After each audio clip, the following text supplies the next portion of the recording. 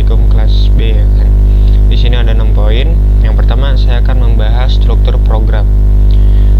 Nah, mari kita buka dulu file explorer saya.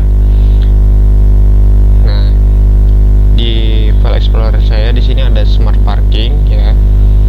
Folder paling atas, lalu ada 2 folder yang dimana folder tersebut yang dinamakan monitoring dan simulator. Di dalam simulator itu ada modul parking simulator dan modul init. Modul init ini berfungsi untuk menandakan bahwa parking simulator ini sebuah modul yang bisa dipanggil gitu. Sedangkan di dalam parking simulator ini berisikan fungsi-fungsi dari kendaraan dan slot parkir. Nah, di sini di monitoring itu ada modul main. Modul main ini bekerjanya untuk memanggil parking simulator dan menambahkan fitur-fitur tambahan untuk untuk lebih lebih lengkap lah fitur-fiturnya yang dari sebelumnya belum ada di modul main ini ada gitu. Nah, selanjutnya kita ke poin kedua, implementasi OOP dan inheritance. Di sini saya akan buka Sublime Text-nya. Nah, OOP yang saya gunakan itu class vehicle dan class parking lot. Nah, inheritance-nya itu ada 2, yaitu motor dan mobil. Inheritance-nya itu seperti subclass dan OOP-nya itu seperti superclass gitu. Yang dimana di superclass ini memiliki fungsi-fungsi untuk lisensi plat atau validasi plat, terus to entry time untuk melihat kondisi kendaraan masuknya jam berapa, tanggal berapa gitu kan. Terus juga exit time juga untuk melihat kendaraan itu keluaran jam berapa. Nah, lalu di sini ada subclassnya itu motor sama mobil, fungsinya sama. Tetapi di sini ada ya validasi plat untuk motor, validasi plat untuk mobil. Itu aja yang membedakannya. Lalu di sini ada parking lot, kelas parking lot. Ya dimana berisikan ADD slot, park vehicle, lalu remove vehicle, lalu ada show status sama empty slot count. Yang dimana fungsi dari ADD slot ini untuk menambahkan slot tapi jenis kendaraannya gitu kan. Saya menggunakan output 2 dan 4. 2 untuk menandakan jenis kendaraan motor, 4 untuk menandakan jenis kendaraan mobil. Lalu di park vehicle ini dia akan sama fungsinya, tetapi jikalau kita salah memasukkan output, tip outputnya misalnya 3 yang menandakan pesawat misalnya ataupun sepeda. Nah, dia akan mencetak tipe kendaraan tidak dikenali. Atau jikalau kita menambahkan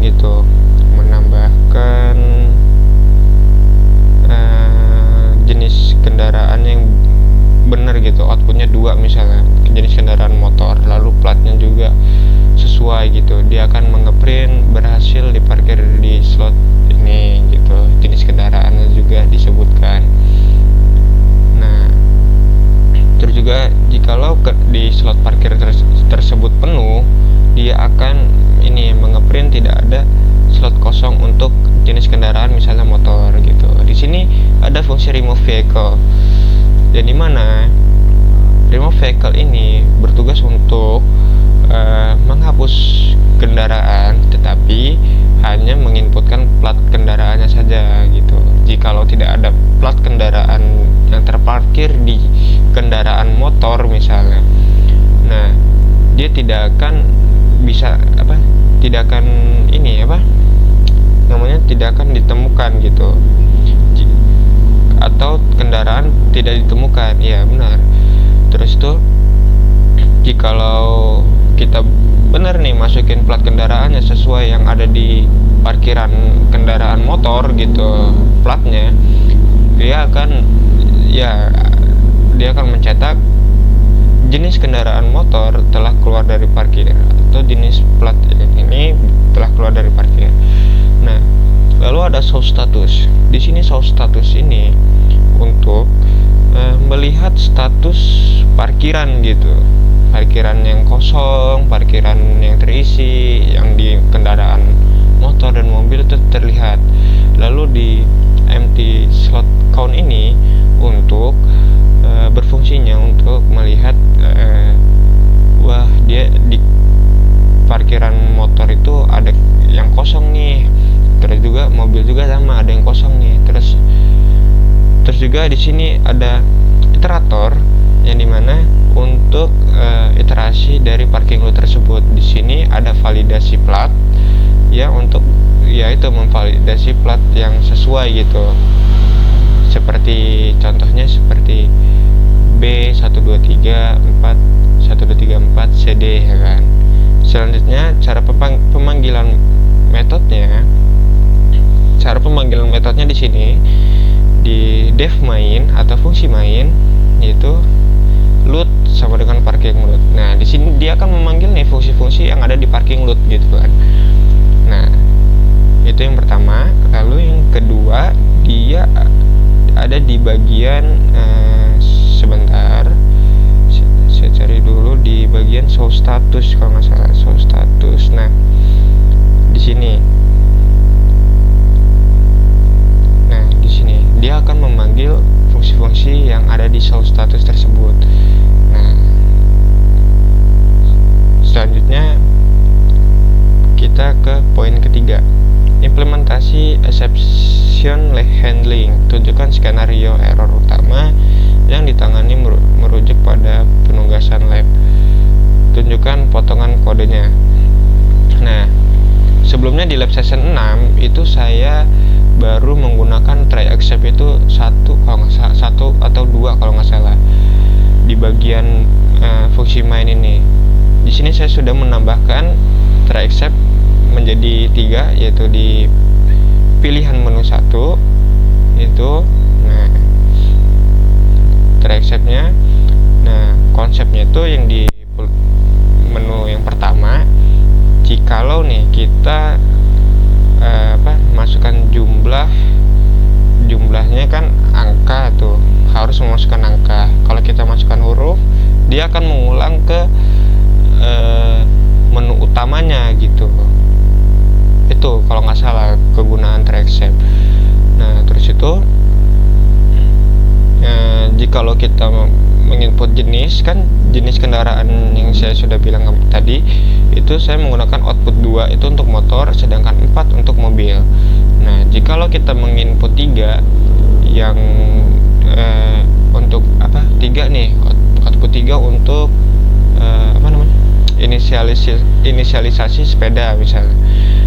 Nah, jikalau kita input 3, dia tidak akan keluar gitu, terjadi kesalahan gitu. Jadi dia akan kembali lagi ke menu utama gitu. Seperti itu konsep try except handling. Nah, di sini saya sudah menambahkan 3 ya di menu 1, 2 sama menu pilihan 3. Lalu kita ke 4. Implementasi generator iterator closure. Di sini kembali ke atas di modul main. Di sini ada generate random history. Generate random ini adalah generator. Saya ulangin. Generate random history ini adalah generator yang dimana gunanya itu untuk kita bisa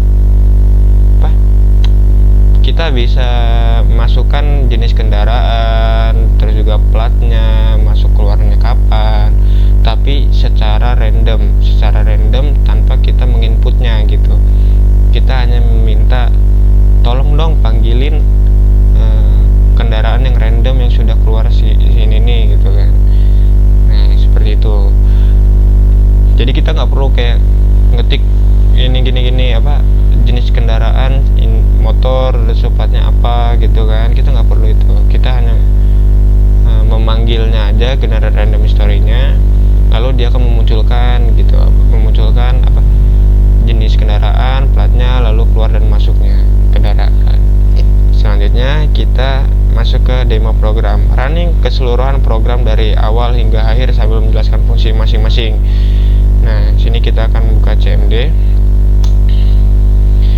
Kita masuk dulu ke folder Smart Parking, lalu kita masuk ke folder monitoring, lalu kita running modul mainnya. Kenapa kita running modul main? Kenapa nggak kita running modul parking simulator? Karena kan modul main ini untuk kita menjalankan programnya gitu. Sedangkan di parking simulator itu bukan untuk menjalankan program, tetapi berisikan fungsi-fungsi pentingnya aja gitu. Di sini kita buka kembali Sublime Text-nya. Di sini saya akan menjelaskan menu pertama dulu. Menu pertama nih, kegunaannya. Di sini dia akan memanggil yang namanya load parking ya. Soalnya dia akan menambahkan tambah slot parkir, lalu kita enter. Nah, di sini jumlah slot. Kita coba nih. Nah, kita masukkan jumlah slotnya itu menggunakan huruf gitu. Misalnya 1. Di sini kegunaan try except akan berjalan gitu. Dia akan mengulang ke menu utama gitu kan. Dia pasti akan mendeteksi kesalahan gitu atau value error. Nah, lalu kita masuk lagi ke menu 1. Jadi kita harus memasukkan jumlah slot ini menggunakan angka. Misalnya 5 aja deh. 5. Apakah dia akan meminta ini jenis kendaraan? Kan jumlah udah nih. Jumlah slot yang kita ingin tambahkan itu berapa udah. Apakah dia akan lanjut ke atribut jenis kendaraan gitu? Nah, ternyata lanjut nih. Nah, terus itu di sini kan 2 sama dengan motor, 4 sama dengan mobil. Jikalau saya memasukkan 3 ini istilahnya kayak memanggil pesawat deh, jenis kendaraan pesawat misalnya. Nah, dia try-except-nya akan bekerja lagi gitu. Dia akan mengulang lagi ke tampilan menu yang pertama, benar-benar yang pertama gitu. Lalu kita masuk lagi, terus dia akan meminta ulang lagi. Nah, dia kita harus benar-benar masukinnya itu sesuai gitu, seperti masukin angka 2 ataupun 4 gitu. Saya sini akan contohkan 2 dulu, motor, jenis kendaraan motor. Lalu kita masuk ke parkiran, yaitu pilih menu 2. Di sini outputnya yaitu kita mengetikkan motor. Nah, soalnya kan kita sudah menambahkan jenis kendaraan motor di menambahkan slot yang jenis kendaraan ya kan. Jenis kendaraannya itu motor gitu. Lalu kita ketikkan motor. Nah, di sini kegunaan plat ya. Validasi platnya. Di sini kita akan coba apakah validasi platnya ini bekerja gitu. Contohnya misal nih, kita masukin angkanya dulu deh, 1 2 3 4, terus itu hurufnya ya kan. Nah, apakah try except ini bekerja kembali? Jawabannya iya, dia akan kembali ke tampilan menu yang di awal. Nah, format plat tidak valid. Nah, coba format plat tidak valid. Nah, berarti validasi platnya gagal dikarenakan platnya tidak sesuai format gitu kan. Nah, kita kembali lagi ke menu 2. Kenapa sih kita nggak balik lagi ke menu yang pertama gitu? Karena kan di menu pertama ini kita udah menginput sesuai dengan yang diminta gitu kan. Nah, jadi kita nggak perlu balik lagi nih. Jadi dia sudah tersimpan. Jadi kita masuk lagi ke menu kedua gitu kan. Masukkan jenis kendaraannya yaitu motor. Lalu kita masukkan nomor plat yang baik yang sesuai gitu, sesuai format gitu. Contohnya yaitu itu udah ada contohnya, kita lakukan coba 6767 CD deh. Nih, dia akan lanjut gitu. Nah, motor dengan plat B6767CD berhasil diparkirkan di slot 1.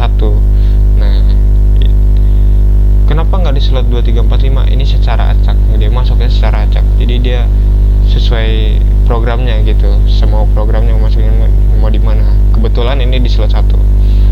Lalu kita masuk ke status parkir dulu deh. Status parkir, kita lihat apakah benar-benar terparkir, dan ya, slot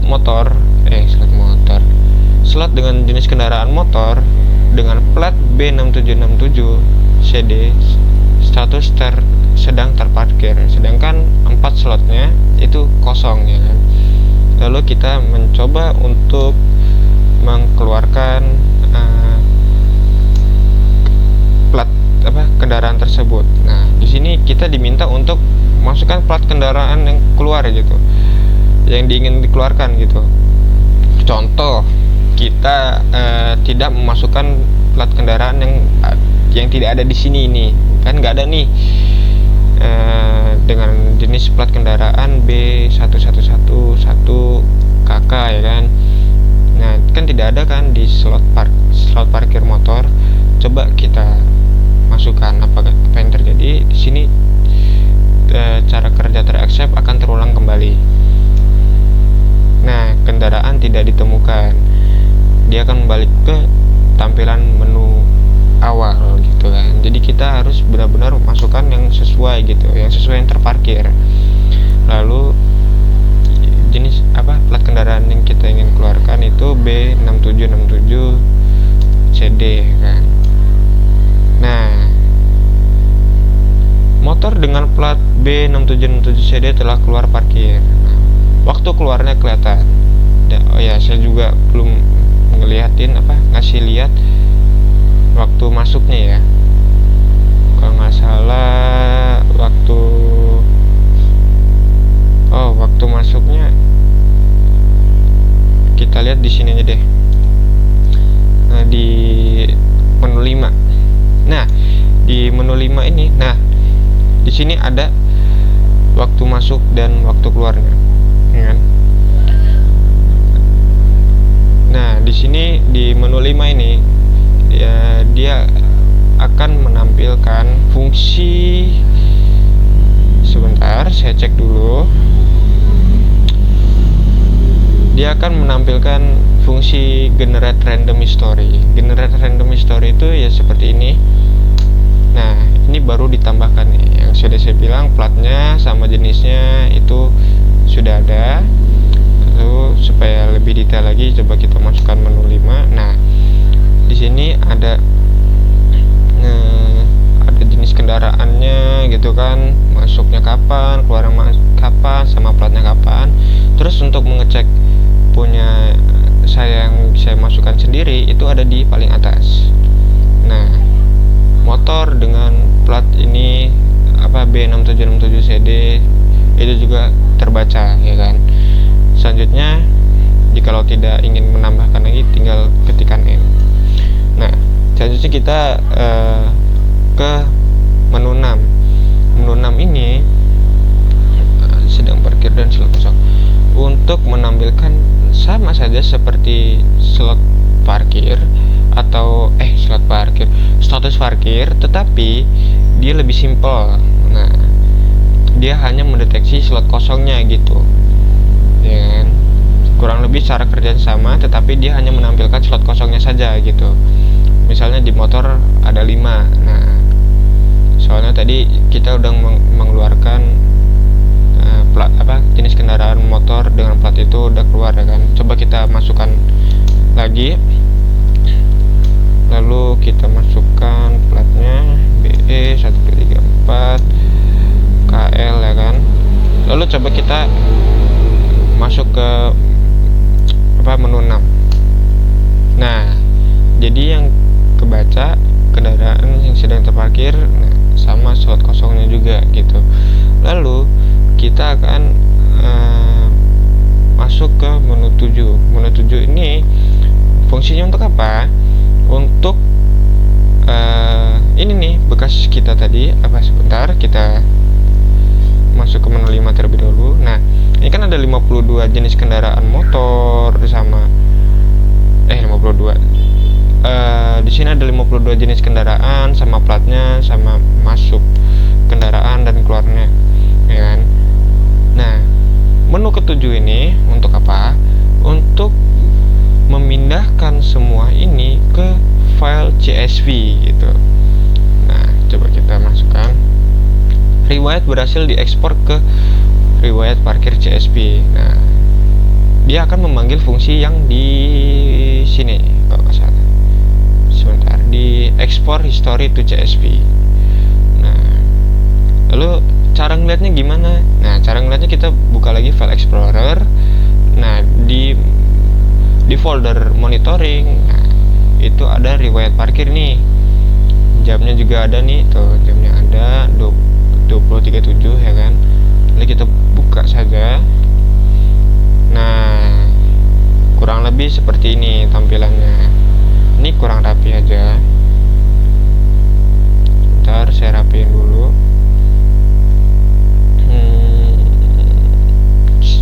Wait, comma, lalu next, lalu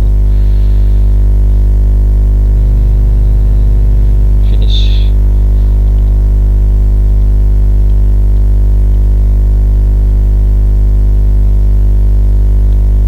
Nah, seperti ini tampilan CSV seperti ini. Di video sebelumnya saya sudah ngebahas CSV semua file tentang file inilah. Nah, oke, selanjutnya kita masuk ke menu 8 ya.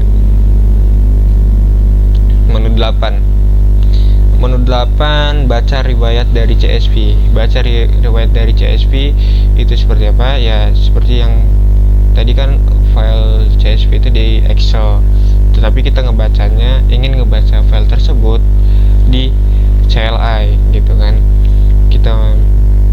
Nah, dia lebih rapi, sama kan yang di Excel tadi, tidak acak-acakan seperti yang di sini. Nah, ya kan, tidak acak-acakan, ini lebih rapi.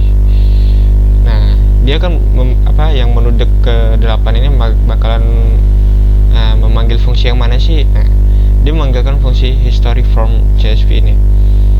Gunanya yaitu untuk membaca file CSV ke CLI gitu dengan lebih rapi. Nah, selanjutnya cari kendaraan, yaitu masuk ke menu 9. Nah, di menu ke-9 itu dia akan memanggil fungsi search vehicle. Ini search vehicle ini. Nah, masukkan nomor plat kendaraan yang ingin dicari. Nah, di sini nih kita akan mencari plat kendaraan ini yang kita masukkan tadi.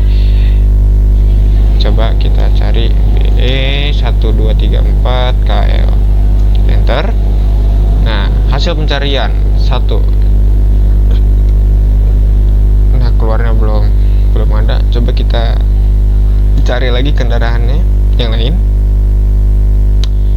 Nih, kita nyari yang ini. Coba yang mobil deh, karena kan dari tadi mobil motor terus ya kan.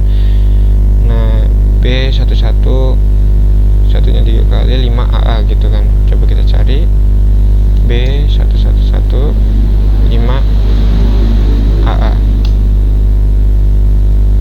Nah, kenapa tidak ditemukan? Dikarenakan plat kendaraan yang ini dia itu dari programnya gitu, bukan kita input sendiri gitu. Jadi dia tidak terbaca.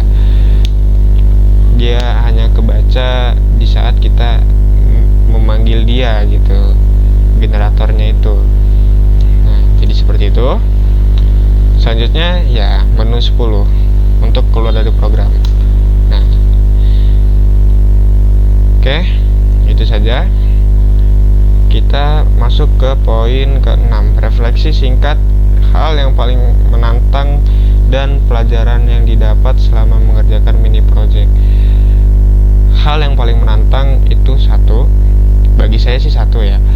Sebelumnya di semester satu itu mengerjakan mini project itu bersama kelompok, tetapi ini saya mengerjakan mini projectnya ini sendirian, jadi lebih menantang lah gitu kan. Sedangkan pelajaran yang didapat selama mengerjakan mini project itu banyak banget. Salah satunya yaitu OOP, inheritance, sama kegunaan exception handling lah, itu kan banyak lah. Terus juga saya lebih mudah memahami fungsi-fungsi ini sendirian ketimbang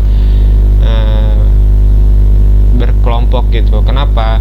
Misalnya kayak kita sekelompok nih berisikan 3 orang gitu, yang dimana kita pasti ngebagi tugas dong, nggak mungkin kita ngerjainnya sendiri-sendiri gitu. Misalnya kayak si A nih, tolong dong buatin program park vehicle, lalu si B tolong buatin ADD slot gitu kan, sedangkan saya remove vehicle gitu kan. Nah, jadi fokus kita itu terbagi jadi 1, 2, 3 gitu. Jadi sedangkan kita kalau saya ngerjain sendiri itu kayak saya lebih mudah mengerjakannya sendiri gitu, lebih mudah memahaminya lah. Sedangkan kalau bertiga gitu, misalnya dia fokusnya hanya di park vehicle-nya aja, jadi dia nggak paham tentang ADD slot, dia tidak paham dengan remove vehicle, sedangkan saya juga hanya paham di remove vehicle-nya saja gitu. Kurang lebih seperti itu. Jikalau saya ada kekurangan dalam menjelaskan program atau implementasinya, selebihnya saya mohon maaf. Jikalau juga ada kata-kata yang tidak enak atau gimana, saya juga mohon maaf. Saya Muhammad Sandy Molensyah. Terima kasih. Wassalamualaikum warahmatullahi wabarakatuh.